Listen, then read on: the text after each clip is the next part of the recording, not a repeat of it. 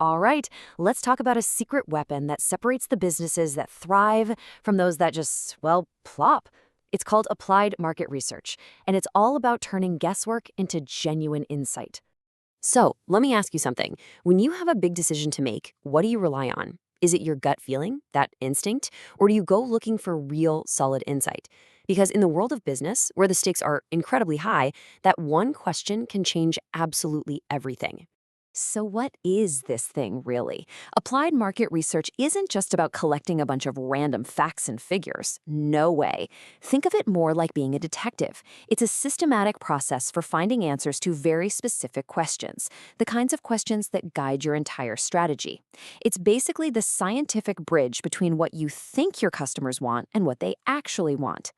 And that brings us to our first major point. You've got to move beyond just guessing.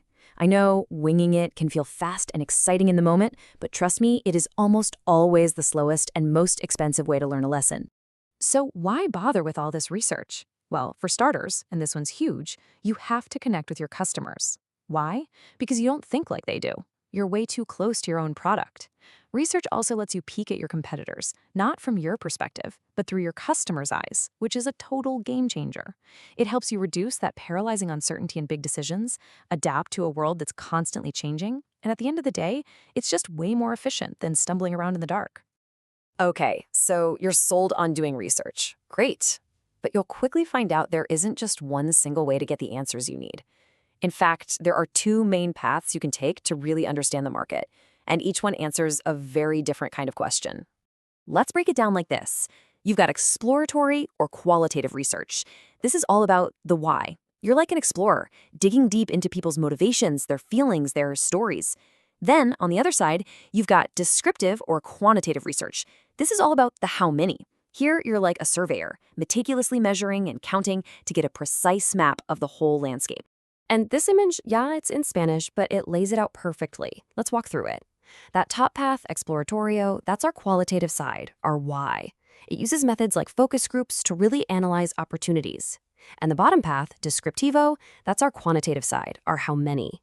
It uses tools like encuestas, surveys, to figure out who our customers are and to estimate demand. To really get the full picture, you kind of need both. All right, let's go down that first path, qualitative research. This is where things get really interesting. This is where we get to explore the human side of all the data, the beliefs, the attitudes, and the hidden motivations that actually drive what people do. So here are the tools of the trade for a qualitative explorer. You've got the focus group and entrevistas en profundidad, which is just a fancy way of saying in-depth interviews. Both of these are designed to get past the simple yes or no answers and uncover the rich, complex stories and feelings that really tell you what's going on. But, there's always a reality check. Take focus groups. The source material makes a great point here. That group dynamic can be amazing for sparking new ideas, but it can also be a huge problem. You ever been in a meeting where one really loud person sways the entire room? Yeah, that happens.